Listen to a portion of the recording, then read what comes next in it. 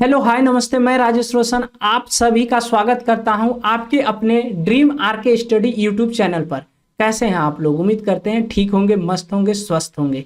चलिए आज हम लोग ग्रुप डी का एनटीपीसी का सेट नंबर 4 कर रहे हैं, जिसमें हम लोग आज अधिक क्वेश्चन आरपीएफ कांस्टेबल से लिए हुए हैं जो मार्च 2025 में हुआ था। चलिए क्वेश्चन की ओर हम लोग चलते हैं। क्वेश्चन नंबर पहला नंबर क्वेश्चन है कि 88 सेंटीमीटर व्यास वाले एक गोले का पृष्ठीय क्षेत्रफल क्या होगा। सवाल पूछा है कि 88 सेंटीमीटर व्यास वाले एक गोले का पृष्ठीय क्षेत्रफल क्या होगा। ये काफी सिंपल सवाल है। अगर आप लोगों को फार्मूला आता है तो सवाल को जल्दी कर पाइएगा, अगर फार्मूला नहीं आता है तो सवाल को करने में थोड़ा तकलीफ आएगी। ठीक है, और इसमें आप वो भी कंसेप्ट नहीं लगा पाइएगा जो कि 11 का मल्टीपल है वही आंसर हो जाएगा। क्योंकि जो पाई का जो मान है 11 का मल्टीपल यही होता है, तो वो पाई का मान एज इट इज रख दिया है, यानी कि ऑप्शन में वही है, तो आप 11 का मल्टीपल नहीं लगा सकते हैं। ठीक है, इस सवाल को आपको करना ही होगा। अगर आपको फार्मूला आता है तो आप सवाल को कर पाइएगा, अगर नहीं आता है तो नहीं कर पाइएगा। चलिए हम करके दिखाते हैं, आप लोगों को बताते हैं। पहले 88 सेंटीमीटर व्यास वाले एक गोला है, तो इसका रेडियस कितना हो जाएगा? रेडियस आपका कितना हो जाएगा? 44 सेंटीमीटर हो जाएगा इसका रेडियस। ठीक है, अब इसका क्या, गोले का पृष्ठीय क्षेत्रफल क्या हो जाएगा? पाई आर स्क्वायर हो जाएगा। 4 पाई आर का मान कितना है? 44 है, 44 गुना 44। ठीक, 4 पाई गुना 44 गुना 44 कितना होगा? 1936 होगा। ठीक, अब 1936 गुना 4 करेंगे, 36 चौके 144 होता है, तो एक बच गया, 19 चौके 76 और एक 77, तो 77 पाई हो जाएगा। 7744 पाई सेंटीमीटर इस सवाल का क्या हो जाएगा? उत्तर हो जाएगा, जो ऑप्शन नंबर बी इस सवाल का करेक्ट आंसर है। चलिए समझ में आ गया होगा, चलते हैं नेक्स्ट क्वेश्चन की ओर। अगर आप लोगों को समझ में नहीं आ रहा है तो ये फार्मूला है, फार्मूला को याद करना होगा। पहले फार्मूला को याद कीजिए तभी समझ पाइएगा। ठीक है, और ऐसे भी कुछ सवाल में था नहीं, कर पाइएगा, आराम से कर पाइएगा। चलिए नेक्स्ट सवाल की ओर चलते हैं। नेक्स्ट सवाल, दूसरा सवाल कह रहा है, क्या कह रहा है, कितने वर्षों में 5000 पर 4% प्रति वर्ष साधारण ब्याज पर मिलने वाला ब्याज 8000 पर 8% प्रति वर्ष साधारण ब्याज पर 2.5 वर्षों में मिलने वाले ब्याज के बराबर होगा। बोला जा रहा है सवाल में कि 5000 4% साधारण ब्याज पर जो ब्याज मिल रहा है और जो 8000 पर 8% में 2.5 वर्ष में जो ब्याज मिल रहा है वो दोनों बराबर है। और हमसे पूछा कितने वर्ष में 5000, कितने वर्ष तक 5000 को निवेश किया गया 4% की दर से। काफी सिंपल सवाल है। चलिए सवाल को करते हैं। 5000 क्या है? मेरा मूलधन है, और ये कितने रेट ऑफ इंटरेस्ट पर? 4 रेट ऑफ इंटरेस्ट पर कितने टाइम के लिए? तो यही टाइम बताना है। ठीक है, और जो इसका ब्याज जो मिल रहा है ये ब्याज वो 8000 8% की दर से 2.5% समय की दर से वो समय पर इन्वेस्ट किया है। ठीक है, 100 से 100 खत्म, 000 से 000 खत्म, 4 से 2 खत्म। ठीक, ये दशमलव उड़ाएंगे, यहाँ एक 0 बैठा देते हैं, और इधर से ये 25 बार में जाएगा, और किसी से कोई जा रहा है तो 25 से 25 खत्म, तो टी बराबर कितना आ गया? 8 वर्ष इस सवाल का आंसर हो जाएगा, option number A. Simple interest का सवाल था, काफी सिंपल था, सिंपल तरीका से हो गया, आप लोगों को समझ में आ गया होगा।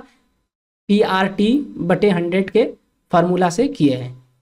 ठीक है, SI का ये कंसेप्ट है जो आप लोगों को अगर पढ़े होंगे तो आप लोगों को समझ में आ रही होगी। अगर आप लोग नहीं पढ़े हैं तो पढ़ लीजिए, जल्दी इस चैनल पर वीडियो आ जाएगी। चलिए क्वेश्चन नंबर 3 की ओर चलते हैं। क्वेश्चन नंबर 3 क्या कह रहा है कि 180 अंकित मूल्य वाले एक वस्तु को 15% छूट और 25% का कैशबैक दिया जाता है, तो वस्तु का विक्रय मूल्य क्या है? बोल रहा है, सवाल को ध्यान से पढ़िएगा। पहले कोई भी सवाल हो, अगर आप लोग ध्यान से सवाल को पढ़ लेते हैं तो 100% में 50% सवाल वहीं सॉल्व हो जाता है, अगर सवाल को ध्यान से पढ़ लेते हैं तब।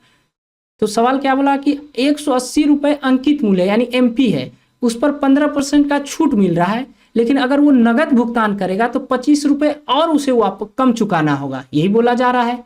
तो वस्तु का विक्रय मूल्य यानी कि उस वस्तु को जब उसने कीना तो उसका क्या उसको चुकाना पड़ा, कितना पैसा देना पड़ा उसे। ठीक है, चलिए करते हैं, देखते हैं। 180 रुपये है, इस पर क्या 15% का वो क्या किया है, छूट दिया है, यानी कि उसे 180 का 85% ही उसे भुगतान करना पड़ा है। तो 185% हम निकाल लेते हैं, 1 0 से 1 0 खत्म, 18 पंचे 90, कितना रहा हासिल 9, 18 8 144 से, अब इसमें 9 जोड़ेंगे तो कितना हो गया 53। ठीक, 153 होगा, कितना होगा 153 होगा। 153 बटे नीचे 10 है तो 10 से 10 खत्म, कितना हो गया 153 रुपये। जब उसे क्या करना होगा, 15% का छूट रहेगा तो 153 रुपये देना होगा, लेकिन 153 रुपये भी उसे नहीं देना होगा, 25 रुपये का कैशबैक और उसे छूट मिलेगा, 25 रुपये के और उसे छूट मिलेगा, यानी 25 रुपये और कम देना होगा। इसमें 25 घटा देंगे, 25 घटाएंगे तो यहाँ कितना बचेगा 8, और यहाँ कितना बचेगा, यहाँ बचेगा 2, और यहाँ कितना बचेगा 1, यानी कि 128 रुपये उसे क्या करना होगा, देना होगा किसको, दुकानदार को, और उसे वो वस्तु मिल जाएगी। यानी ऑप्शन नंबर बी इस सवाल का करेक्ट आंसर है। Option B is the correct answer. समझ में आ गया होगा, अगर नहीं आया, आ ही गया होगा समझ में, नहीं आने की समझ में संभावना ही नहीं है। चलिए हम लोग नेक्स्ट सवाल की ओर चलते हैं। सवाल नंबर 4 है कि अभय और भरत किसी निश्चित कार्य को 17 और 10 दिनों में पूरा कर सकते हैं। उन्होंने साथ मिलकर काम को 3 दिन बाद उन्होंने साथ मिलकर कार्य शुरू किया और 3 दिन के बाद भरत ने कार्य छोड़ दिया, यानी 3 दिन तक दोनों साथ काम किया है, 3 दिन बाद भरत ने काम को छोड़ दिया है। फिर बोला, सवाल बोल रहा है अभय शेष कार्य को कितने दिनों में करेगा। जब वो 3 दिन फिर जो काम बच गया तो वो अभय कितने दिनों में करेगा, यानी शेष काम को अभय कितने दिनों में करेगा, ये पूछा जा रहा है। चलिए सवाल काफी सिंपल है। अभय जो है, अभय काम को कितने दिनों में कर पा रहा है, 17 दिनों में कर लेगा, और भरत जो है इस काम को 10 दिनों में कर लेगा। एलसीएम निकाल लेते हैं, एलसीएम कितना होगा 170, और यहाँ कितना होगा 10, और यहाँ कितना होगा 17। फिर बोला उन्होंने एक साथ मिलकर कार्य को किया और 3 दिन बाद भरत ने कार्य छोड़ दिया। 3 दिन तक दोनों तो काम किया साथ में ही, 3 दिन तक 10 के एफिशिएंसी से अभय काम किया और भरत जो है 17 की एफिशिएंसी से काम किया, यानी एक दिन में कितना काम होगा 10 और 17 कितना 27, तो 27 काम वो 3 दिन में किया। तो यही 170 काम में वो 27 काम के हिसाब से वो 3 दिन तक काम किया, यानी कि 27 दिया 81, यानी 81 काम करके ही कौन गया है, अभय गया, भरत गया है, तो 81 काम घटा लेंगे। जब 81 काम घटाएंगे तो कितना बचेगा, ये 9 हुआ और ये 8 हुआ, यानी कि 89 काम अभी बचा हुआ है। इस 89 काम को कौन करेगा, अब इस 89 काम को अभय करेगा, अभय यानी कि ये तो काम छोड़ दिया, तो अब जो करेगा वो कौन करेगा, अभय। अभय का एफिशिएंसी कितना है 10, यानी कि अभय इस शेष काम को कितने दिनों में करेगा, तो अभय 89/10 दिनों में करेगा, 10 दिनों में काम कर लेगा। तो यहाँ ऑप्शन देखते हैं, तो ऑप्शन तो ऐसा है नहीं, ऑप्शन ऐसा नहीं है, लेकिन ध्यान से देखिए ऑप्शन सी जो है, अगर हम 17 से इसको काट देते हैं तो 17 से जब काटेंगे तो ये 10 होगा और ऊपर 89 होगा, यानी कि ऑप्शन नंबर सी इस सवाल का करेक्ट आंसर होगा। थोड़ा सा ऑप्शन को क्या किया है, घुराने की कोशिश किया है ताकि बच्चे परेशान हो। आप लोगों को समझ में आ गया होगा। चलिए आगे चलते हैं। अगर वीडियो अच्छी लग रही है तो वीडियो को लाइक जरूर कीजिए, दोस्तों के पास शेयर जरूर कीजिए। चलिए आगे क्वेश्चन की ओर चलते हैं। क्वेश्चन नंबर 5 क्या है, 310 तक कितनी संख्याएं 8 से विभाज्य है। बोला 310 तक ऐसे कितनी संख्याएं हैं जो 8 से विभाज्य है। ये हम कैसे पता कर पाएंगे, सीधा 310 में 8 से भाग दे देंगे, जो कंप्लीट भाग लगेगा उतनी ही संख्या 8 से विभाज्य है। तो 310 में क्या करेंगे, 310 में 8 से भाग कर देंगे। जब 8 करेंगे से भाग करेंगे, 8 दिया 24, बच गया कितना 7, 70 बच गया। तो 70 8 64, अब तो जो भाग लगेगा वो क्या दशमलव में चल जाएगा? नहीं, दशमलव में नहीं, जितना कंप्लीट भाग लगेगा उतनी ही संख्या है, यानी कि 38 संख्या जो है वो 310 में 8 से कंप्लीटली भाग लग जाएगा, यानी option number C is the correct answer. इस सवाल का ऑप्शन सी करेक्ट आंसर होगा। आप लोगों को समझ में आ गया होगा। चलिए आगे चलते हैं। आगे 6 नंबर सवाल बोल रहा है कि त्रिज्या 3.5 सेंटीमीटर और ऊंचाई 18 सेंटीमीटर वाले शंकु का आयतन ज्ञात कीजिए। देखिए ये भी अगर आप लोगों को फॉर्मूला याद नहीं है तो सवाल को थोड़ा सा करने में तकलीफ होगा, लेकिन अगर कोई दिमाग थोड़ा सा लगाएगा तो वो ऑप्शन से भी कर लेगा। वो बोलो कैसे कर लेगा? 11 का डिविजिबिलिटी रूल के अनुसार। 11 का जब डिविजिबिलिटी रूल देखेंगे तो ये तो नहीं कटेगा 11 से, यानी 11 से नहीं कटेगा, ये कटेगा। इस दोनों के बीच का अंतर जोड़ेंगे 3 हुआ, 4 में 3 घटेगा तो 1 बच जाएगा, नहीं कटेगा। अच्छा ये 2 और 1 3 हुआ, 3 में 3 घटेगा, हाँ ये कट सकता है। अच्छा चलिए ये अभी देख लेते हैं, ये कितना हुआ 3 2 में, ये नहीं कटेगा, यानी कि ऑप्शन नंबर इस सवाल का आंसर सी होगा। लेकिन कभी कभी क्या होगा कि आप ऐसा ऑप्शन 2 मिल जाएगा जिसमें 11 से कटेगा, उस समय क्या करना होगा आप लोगों को? अगर आप लोगों को फॉर्मूला याद है शंकु का आयतन तो आराम से सवाल को कर जाइएगा, यानी कि v बराबर 1/3 पाई आर स्क्वायर एच, यही होता है 1/3। पाई का मान कितना 22/7। आर का मान कितना है? आर का मान है 3.5 सेंटीमीटर, तो ये 7/2 लिख देते हैं, 7/2। एच का मान कितना है? एच का मान है अपना 18, ठीक है, कटा दें 7 से, 7 खत्म, 2 से ये 11 बार में, ठीक, 2 से ये 9 बार में, 3 से 3 बार में, कितना हो गया?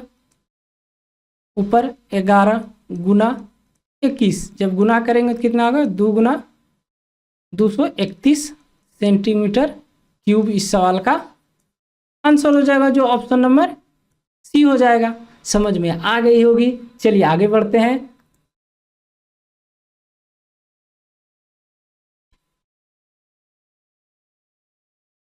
सात नंबर सवाल बोल रहा है 50,000 की एक धनराशि वार्षिक रूप से संयोजित होने पर 20% वार्षिक चक्रवृद्धि आधार पर 4 वर्षों में हो जाएगी, कितनी हो जाएगी? यानी कि अमाउंट पूछा जा रहा है, ये सीआई का सवाल है, 4 वर्षों का पूछ लिया, थोड़ा सा ठीक ठाक सवाल है। चलिए इस सवाल को करने से पहले हम एक कंसेप्ट को आप लोगों के साथ डिस्कस करते हैं।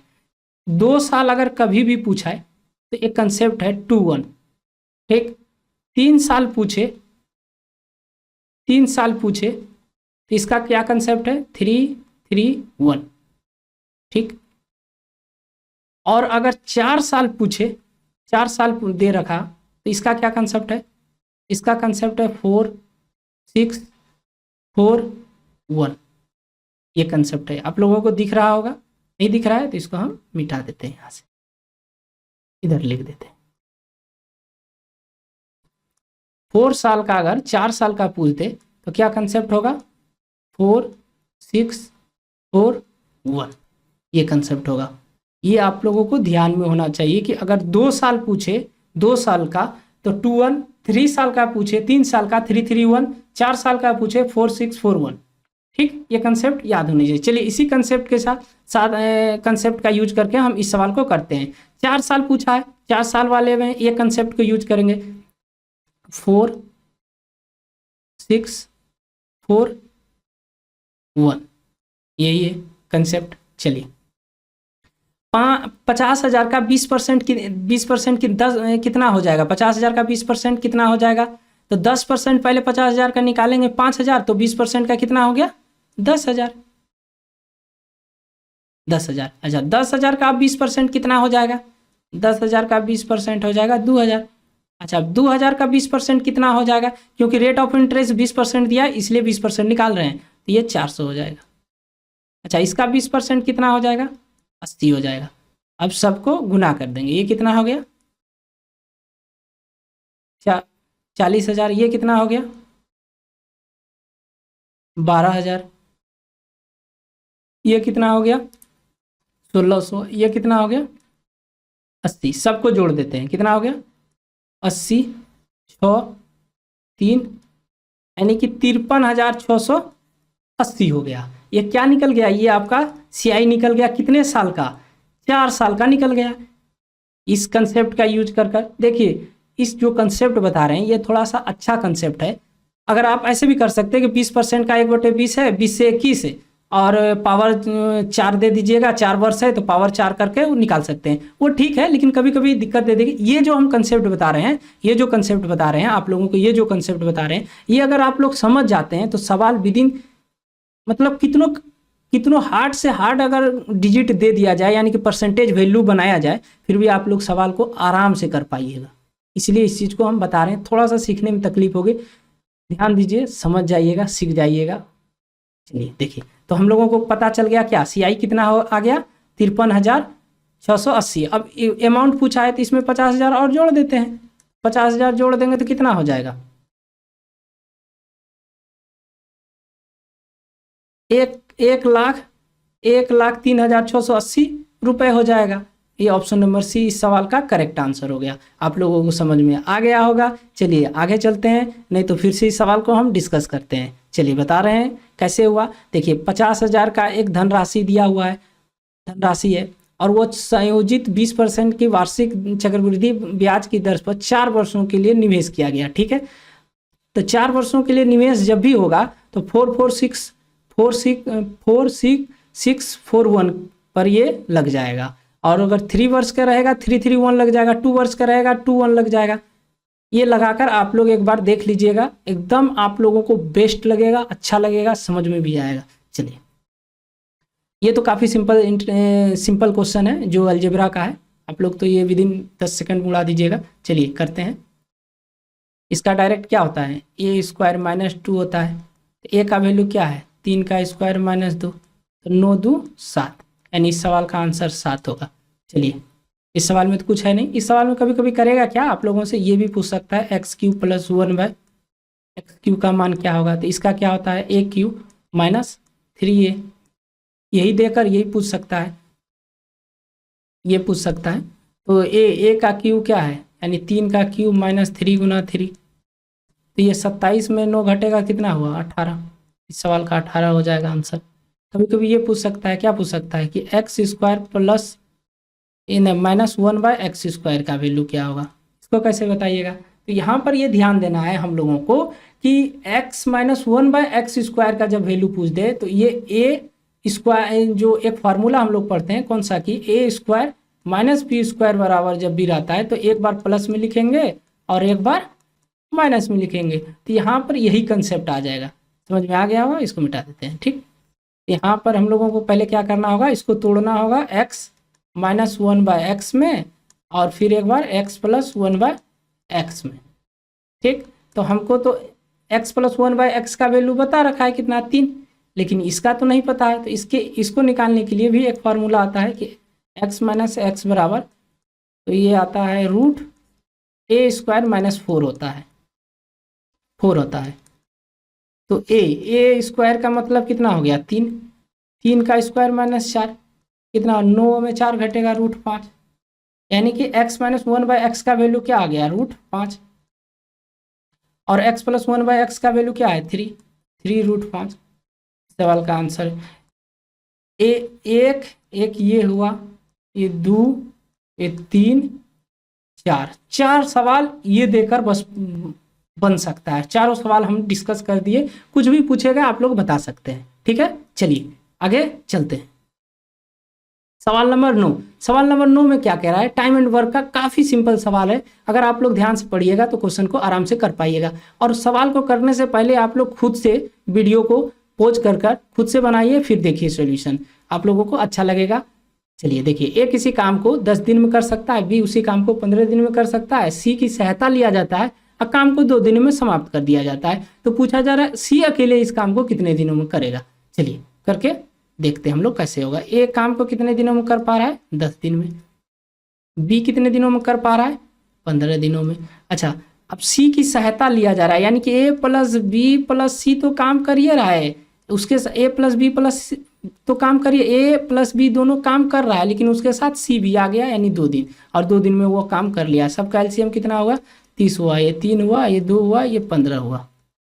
ठीक, ये 2 हुआ, ये 3 हुआ, तो सी का कितना हो गया? 10 हो गया। यानी सी का एफिशिएंसी पता चल गया। टोटल वर्क हमको पता है 30 है और सी का एफिशिएंसी 10 है, तो काम कितने दिनों में समाप्त हो जाएगा? 3 दिनों में। काफ़ी सिंपल सवाल था। Option number C is the correct answer, जो ये मार्च 2025 में आरपीएफ में पूछा गया है। आप लोगों को समझ में आ गया होगा। चलिए उम्मीद करते हैं, आगे बढ़ते हैं हम सवाल को। 10 नंबर सवाल सॉल्व कीजिए इस सवाल को। सिंपलीफिकेशन से क्वेश्चन है। 226 गुना 2912 बटे 8138। ठीक, ये कितने बार में जाएगा?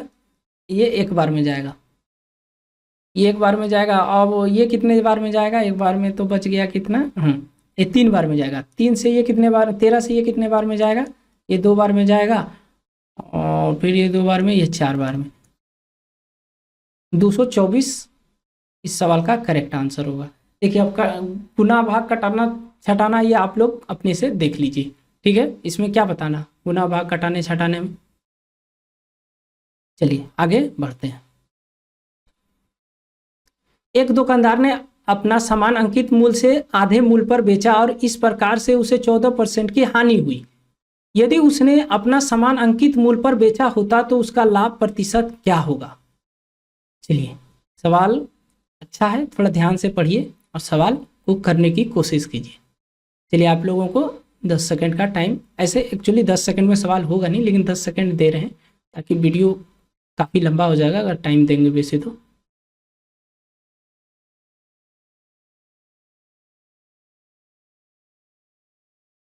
और अगर आप लोगों को वीडियो अच्छा लग रहा है तो कम से कम दोस्तों को बताइए। थोड़ा नया चैनल है, लोगों को पता नहीं है, और चैनल को सब्सक्राइब कीजिए। चलिए करते हैं सवाल को। सवाल में क्या बोला है कि समान अंकित मूल्य से आधे मूल्य में, तो हम क्या करते हैं, हम मान लेते हैं, क्या मान लेते हैं कि जो अंकित मूल्य होगा 100, ठीक है, और उसके आधे मूल्य पर वो क्या किया, वस्तु को आधे मूल्य पर बेचा और इस प्रकार उसे 14% की हानि हुई। आधे मूल्य पर बेचा मतलब 50 में बेचा, तो उसे हानि हो गई। उसे क्या होगी? हानि होगी। कितने का हानि हुई?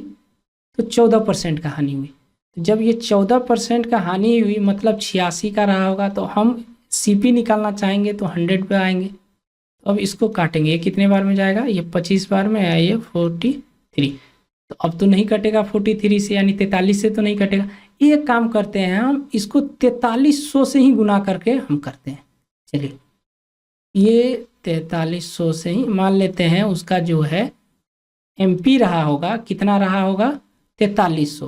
अब 4300 का आधा में वो बेचा है, तो आधा जब इसका करेंगे तो कितना हो जाएगा? 2, यानी 2150 में वो बेचा है।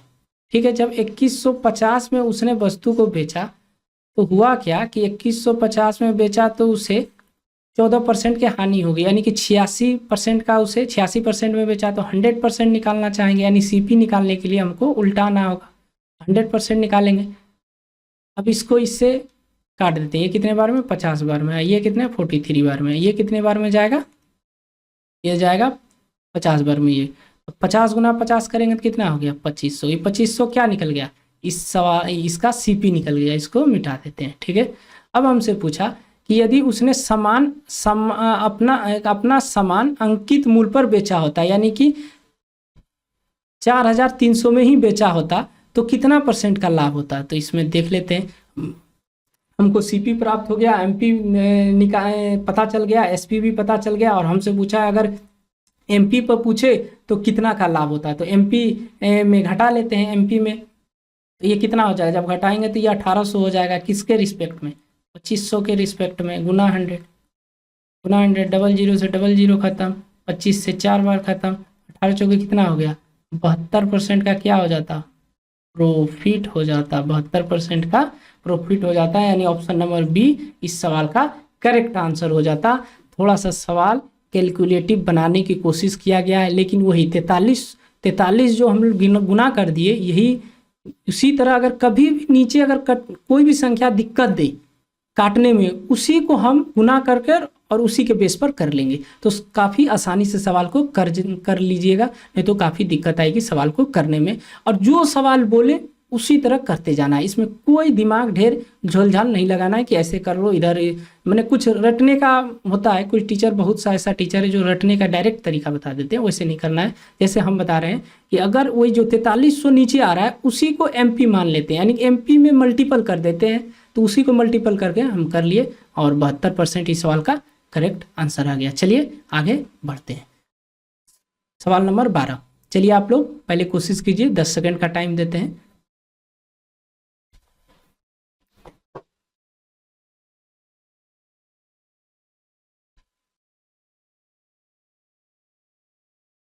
चलिए, एक विक्रेता को एक वस्तु की कीमत 1000 और वह इसका अंकित मूल्य 1500 तय करता है, ठीक है। वह इसे 20% छूट पर ग्राहक को बेचता है और वो प्रत्येक नगद पर उसे 10% के अतिरिक्त छूट देता है, तो बिक्री पर विक्रेता को हुई हानि लाभ या प्रतिशत बताए, ठीक है।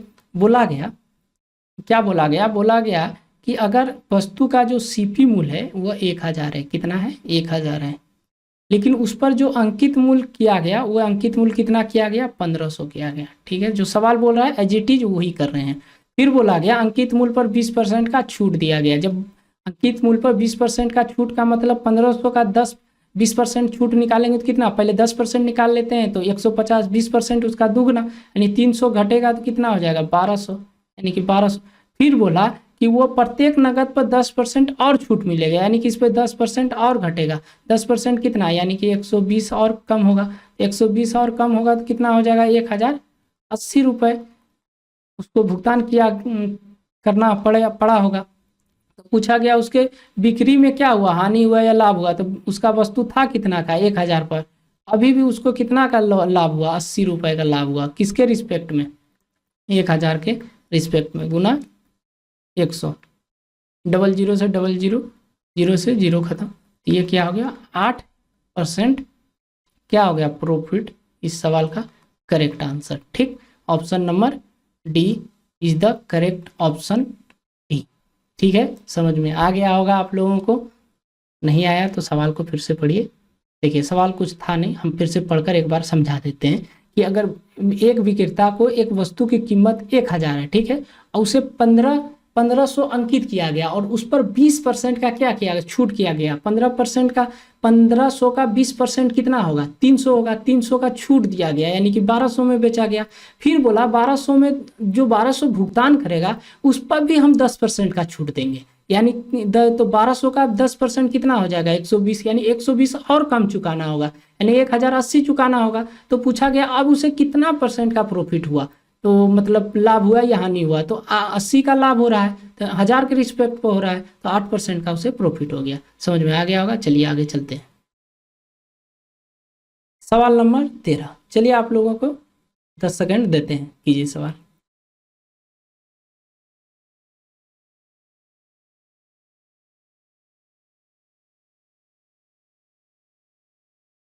चलिए सवाल पढ़ते हैं। एक माली के पास 1826 लाल फूल और 2486 पीले फूल है, वह उन्हें सबसे बड़े संभावित समान समूह में इस प्रकार व्यवस्थित करना चाहता है कि प्रत्येक समूह में लाल और पीले फूलों की संख्या समान है। प्रत्येक समूह में फूलों की अधिकतम संख्या क्या होगी।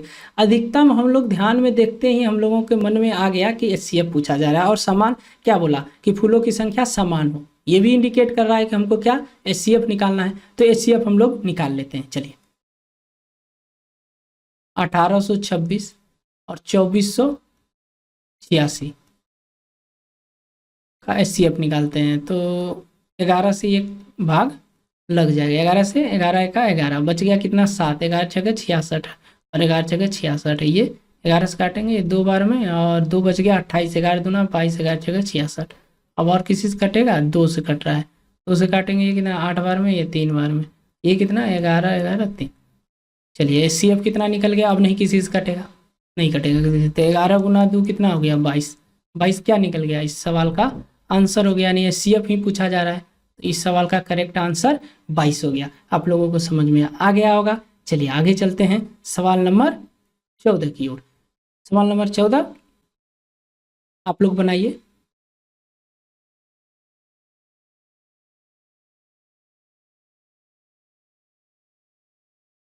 चलिए चलिए क्या बोला है, बोला गया प्रथम 47 प्राकृतिक संख्याओं के वर्गों का औसत ज्ञात कीजिए। देखिए इस सवाल में अगर आप लोगों को फॉर्मूला पता है तो सवाल तो तुरंत कर लीजिएगा, अगर नहीं पता है तो थोड़ा सा करने में तकलीफ आएगी। ठीक है, चलिए फॉर्मूला क्या है, फॉर्मूला है कि n+1 ब्रैकेट 2n+1/6। ठीक है, n का मान कितना है 47, 47 + 1 करेंगे कितना हो गया 48, और यहाँ 47 रखेंगे, 47 दूना कितना होगा 94, 94 और 1 95/6, एक ये वाला। अब किससे काट देते हैं, ये 6 से ये 8 बार में कट जाएगा, 8 पंचे 40, 9 8 72 और 4 76, इन 760 इस सवाल का करेक्ट आंसर होगा। Option number A, option A this correct answer. समझ में आ गया होगा, इसमें कुछ है नहीं, फार्मूला अगर पता है तो कर पाइएगा। ठीक है, अगर फार्मूला याद नहीं है तो सवाल को करने में काफ़ी तकलीफ आएगी और कर भी नहीं पाइएगा। चलिए 15 नंबर सवाल, चलिए आप लोग कीजिए।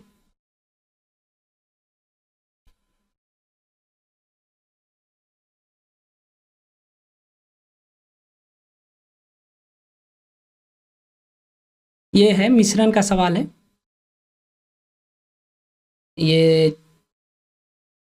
दूध और पानी वाला है, पानी मिलाया जा रहा है। चलिए सवाल को पढ़ते हैं। एक दूध वाले ने दूध को लागत मूल्य पर बेचने का दावा करता है, किंतु वो उसमें जल मिश्रित करता है और इस प्रकार वो 40% का लाभ प्राप्त करता है। तो मिश्रण में जल का प्रतिशत ज्ञात कीजिए और एक दशमलव स्थान तक। चलिए ठीक है, 40% का वो लाभ कमाता है। 40% का फ्रैक्शन वैल्यू क्या होता है, 40% का फ्रैक्शन वैल्यू होता है 2/5, यानी कि जो 2 का प्रॉफिट हो रहा है वो पानी है, और जो नीचे ये है ये क्या है, ये क्वांटिटी है यानी कि मिल्क है। तो पूछा है प्रॉफिट परसेंट कितना हो रहा है, तो हम कहते हैं 2 का जो पानी मिला रहा है यही तो प्रॉफिट है। अच्छा क्वांटिटी कितना हो गया, तो 5 का दूध है, 2 पानी मिला दिया यानी 7 है। तो परसेंटेज निकालने के लिए क्या करना होगा, 100 से गुना करना होगा। तो 100/7 का क्या होता है 14.28% होता है। 2 गुना होगा तो कितना 2 गुना होगा तो 28.6% लगभग इस सवाल का आंसर हो जाएगा, यानी कि ऑप्शन नंबर ए इस सवाल का करेक्ट आंसर होगा। समझ में आ गया होगा। चलिए आगे चलते हैं सवाल नंबर 16, चलिए आप लोग कीजिए सवाल 16।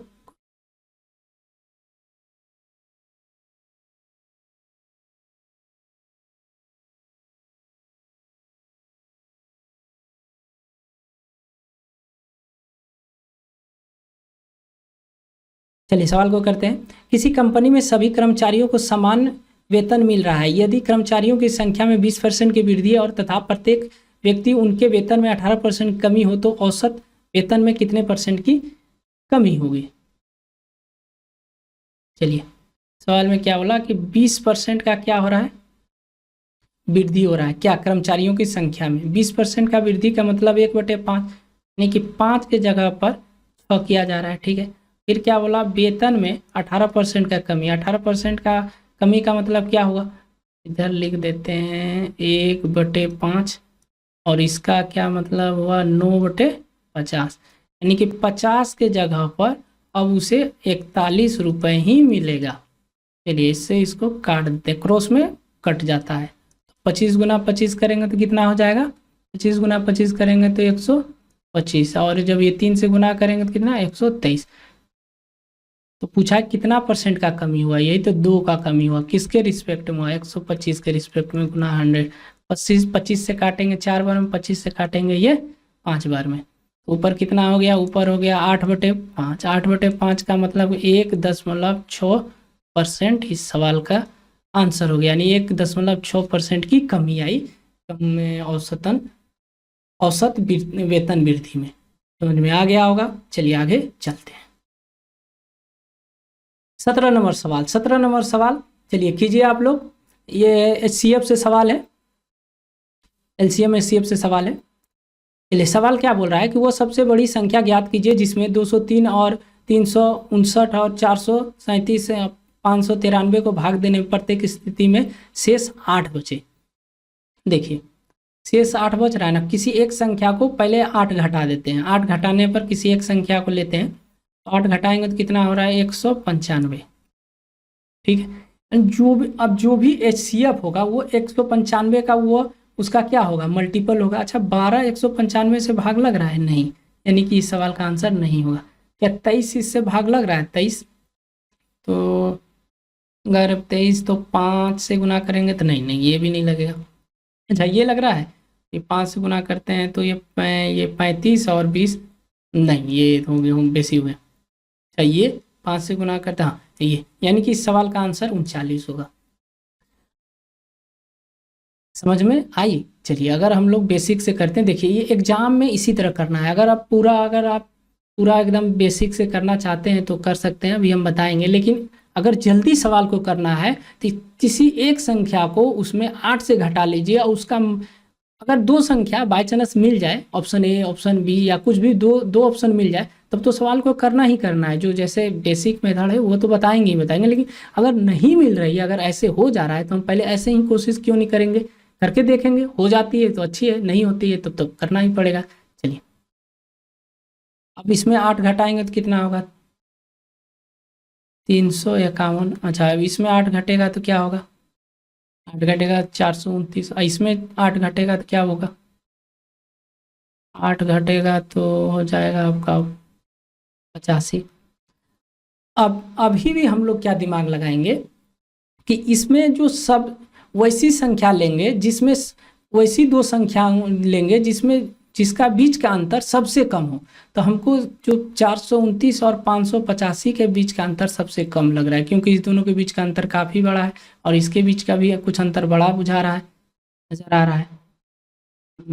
ये करीब हाँ ये ठीक है। चलिए इसको घटा कर देखते हैं, ये कितना हो गया 6 हो गया, और ये 7, ये 5 हो गया, और ये 1 हो गया। ठीक है। अच्छा इसको अब तोड़ लेते हैं, किससे 2 से तोड़ते हैं तो ये कितना हो गया 7 8 गुना 2। अच्छा अब ये भी तोड़ लेते हैं, इसको कितना हो जाए 39 गुना 2।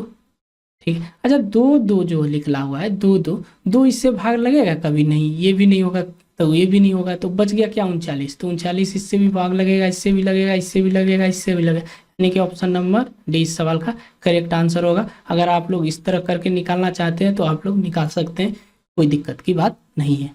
हम वैसे अभी नहीं बताएंगे। चलिए सवाल नंबर 18 कीजिए, सवाल नंबर 18 कीजिए। सवाल नंबर 18 क्या बोला, के का वो न्यूनतम मान ज्ञात कीजिए जिसके लिए 7 अंकों की संख्या दिया हुआ है 6 से विभाज्य होता है।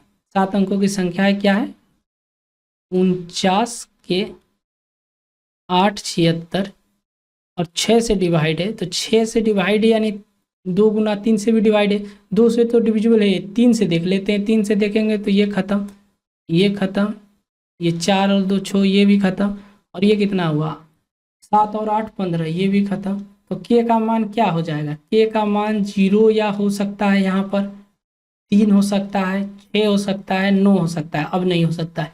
लेकिन क्या बोला है के का वो न्यूनतम मान बताओ, के का न्यूनतम मान यानी 0। इस सवाल का करेक्ट आंसर 0।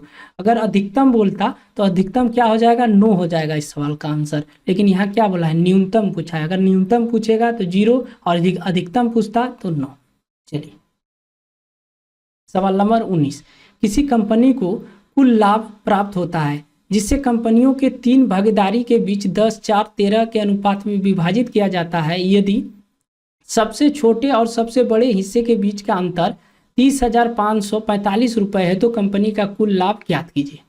ठीक है, सवाल में कुछ है नहीं, बता रखा है 3 भागीदारी कंपनी है जिसका रेशियो बता रखा है 10 4 13। ठीक है, और बता रखा है कि ऐसी सबसे छोटे और सबसे बड़े हिस्से के बीच में, सबसे छोटे तो ये है, सबसे बड़े इसके बीच का अंतर बता रखा है कितना है, तो हम यूनिट में ले लेते हैं।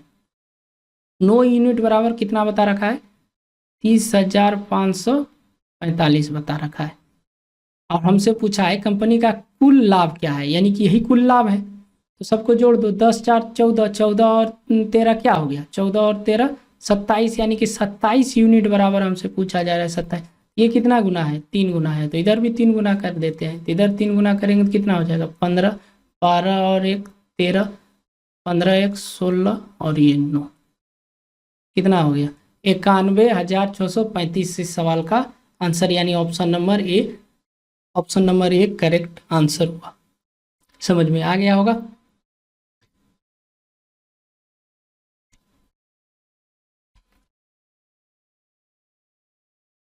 समझ में आ ही गया होगा। चलिए आगे बढ़ते हैं।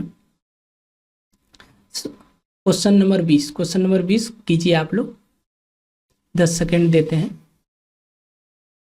क्वेश्चन नंबर 20 बोल रहा है 7200 पर 16% प्रतिवर्ष की दर से 3 वर्षों के लिए साधारण ब्याज और 9600 पर x% प्रतिवर्ष की दर से 4 वर्षों के लिए साधारण ब्याज के बराबर है, तो x का मान किसके बराबर है। अभी जस्ट इसी प्रकार के सवाल हम लोग अभी थोड़ी देर पहले किए हैं, बस इसी एकदम सेम कंसेप्ट के साथ अभी किए हैं। इस सवाल को आप लोगों को HW में करके लाना है और या कमेंट बॉक्स में आंसर को कमेंट करना है, ठीक है, क्योंकि इस टाइप का अभी तुरंत इसी वीडियो में हम लोग किए हुए हैं। चलिए 21 नंबर सवाल कीजिए।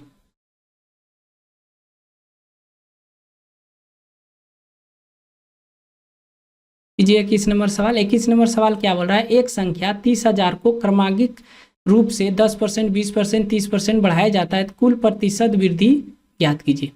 देखिए इस सवाल में जो ये 30,000 दिया हुआ है इसका कोई रोल नहीं है, कोई रोल ही नहीं है, क्योंकि हम लोगों से प्रतिशत पूछा गया है। अगर पैसा पूछा यानी पैसा पूछता तभी इसका रोल था, अगर ये ना भी देता तब भी हम सवाल को बता पाते। तो ये 10% पूछा है, बढ़ोतरी किया गया, यानी कि 10 के चीज़ को 11 किया गया, ठीक है।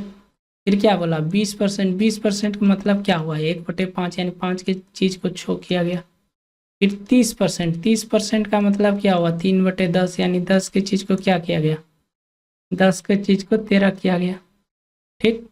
इसको काट देते हैं, 5 से गया, 2 से गया, 5 बार में ये 3 गया, 25, 5 गुना 5 25 और 10 250 250 हुआ। और ये हुआ आपका 11 गुना 39, 39 से गुना करेंगे तो ये 9 हुआ और ये 12 और ये 4, यानी कि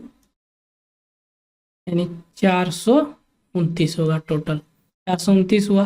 तो पूछ रहा है कितना परसेंट का वृद्धि हुआ, तो देख लेते हैं कितने परसेंट का वृद्धि हुआ, 7 हुआ और ये 1 हुआ, 250 के रिस्पेक्ट में गुना 100, 2500 से काटेंगे ये 4 बार में, 2500 से काटेंगे ये 10, जब गुना करेंगे ये कितना हुआ 36 और 17 चौके 68 और 3 कितना हुआ 68 3 71, एक अंक के बाद 10, मतलब इस सवाल का आंसर 71.6% का क्या होगा, उसमें वृद्धि हो जाएगा। सवाल को समझ में आ गया होगा, थोड़ा गला बैठ गया इसलिए बोलने में थोड़ा तकलीफ आ रही है, लेकिन समझ में आ गया होगा आप लोगों को बरोबर, कहीं कोई तरह का दिक्कत नहीं है। नहीं तो फिर से बता देते हैं 10% का क्या किया गया, वृद्धि किया गया, 10 से 11 किया गया, 20% का वृद्धि किया गया यानी कि 5 से 6 किया गया, 30% का वृद्धि किया गया यानी कि 10 से 13 किया गया। सभी को गुना कर लिए, पहले क्रॉस में काट दिए, 2 से 5 बार में गया, ये 3 बार में गया, 25 गुना 10 करेंगे तो कितना 250 हुआ, फिर 11 गुना 3 गुना 13 करेंगे 429 हुआ। अब 400 ये 250 से 429 कितना अधिक है, तो 189 अधिक है, किसके रिस्पेक्ट में, तो 250 के रिस्पेक्ट में, गुना 100% निकालेंगे तो कटा छटा लेंगे तो 71.6% इस सवाल का करेक्ट आंसर आ जाएगा। समझ में आ गया होगा। चलिए ये तो गुना भाग वाला सवाल है, चलिए कर लेते हैं। इसमें क्या टाइम देना, 1/6 ये क्या है, भाग है तो गुना में बदल लेते हैं, तो ये ऊपर चल जाएगा, नीचे 1 आ जाएगा, ये 2/3, 2/3 गुना कितना है 18 + 5, ठीक है, 3 से 3 खत्म, 2 से 2 खत्म, 2 से 2 यानी कि पूरा 1 हो गया। 18 गुना 1 करेंगे प्लस 5 करेंगे कितना हो गया 23 इस सवाल का करेक्ट आंसर हो गया। चलिए 24 नंबर सवाल क्या बोल रहा है, 8 संख्याओं का योगफल क्या है? 804 है तो उसका औसत क्या होगा? इस तरह का भी सवाल कर लिए हैं। चलिए इसको भी कर लेते हैं। 8 से भाग देंगे तो कितना बार में जाएगा? तो ये 100.5 बार भाग लग जाएगा। 100.5 यानी option number B correct answer होगा। चलिए नेक्स्ट सवाल की ओर, समझ में आ गया होगा क्या है इस सवाल में कुछ है? देखिए तो आप क्या बोला गया, 8 संख्याओं का योगफल क्या है? 804 है तो उसका औसत पूछ रहा है। जब औसत पूछेगा, संख्या का योगफल बता रखा है, टोटल संख्या हमको बता रखा है, तो उसके कुल जो संख्या जितना योग है उसमें उसके 8 से भाग दे देंगे तो उसका औसत निकल जाएगा। वही किए हैं। चलिए आगे चलते हैं। सवाल नंबर ये कितना है? 24 24 24 दो बार रिपीट हो गया है, कोई दिक्कत नहीं है। चलिए क्या बोला, एक इलेक्ट्रॉनिक घड़ी की कीमत स्टोर पर 15,620 रुपये है, 27% का छूट पर उपलब्ध है। यदि कोई ग्राहक स्टोर से खरीदारी करता है तो वह क्या कीमत चुकाएगा? यानी कि 27% का छूट देने के बाद क्या कीमत चुकाएगा, ये पूछा गया है कि 15,620 रुपये है। 27% को क्या करते हैं हम लोग, 25 + 2 लिख देते हैं, ये परसेंटेज। ठीक है, तो 25% का फ्रैक्शन वैल्यू कितना हो जाएगा? 1/4। तो 1/4 इसका निकालते हैं। 1/4 से जब ये भाग लगेंगे 4 से तो ये कितना हो जाएगा? 3 बार में 12 और ये कितना 9 और ये 5। अच्छा, इसका 2% कितना? 1% होगा 156.2 होगा। 2% कितना? डबल हो जाएगा, ये 12 हो जाएगा, ये 10 ये 31 हाँ 31.2.4 हो जाएगा। ठीक है, अब जोड़ेंगे तो कितना हो जाएगा? ये 7 1 और ये 2 4 कितना हो जाएगा? ये क्या निकला? रुपए का ये डिस्काउंट होगा। क्या होगा? डिस्काउंट होगा। डिस्काउंट यानी छूट मिलेगा इतना का, यानी कि 15,620 रुपया में 42,017 रुपया 4 पैसा का छूट मिलेगा। छूट मिलेगा 6, यहाँ 9 2 और यहाँ कितना 0 और यहाँ कितना 4, यहाँ 1, यानी कितना हुआ? 11,402 रुपया 6 पैसा चुकाना होगा, जो इसके आसपास में ऑप्शन नंबर सी है, यही इस सवाल का करेक्ट आंसर हो जाएगा। चलिए, अगर आप लोगों को अच्छी लग रही है वीडियो तो हमारे चैनल ड्रीम आरके स्टडी को क्या कीजिए, सब्सक्राइब कीजिए और वीडियो को क्या कीजिए, लाइक कीजिए, ताकि आप लोगों के लिए अच्छे से वीडियो बना पाएँ। चलिए, आप लोग अगले वीडियो तक इंतज़ार कीजिए, अगले वीडियो आप लोगों के लिए लाते हैं। जय हिंद।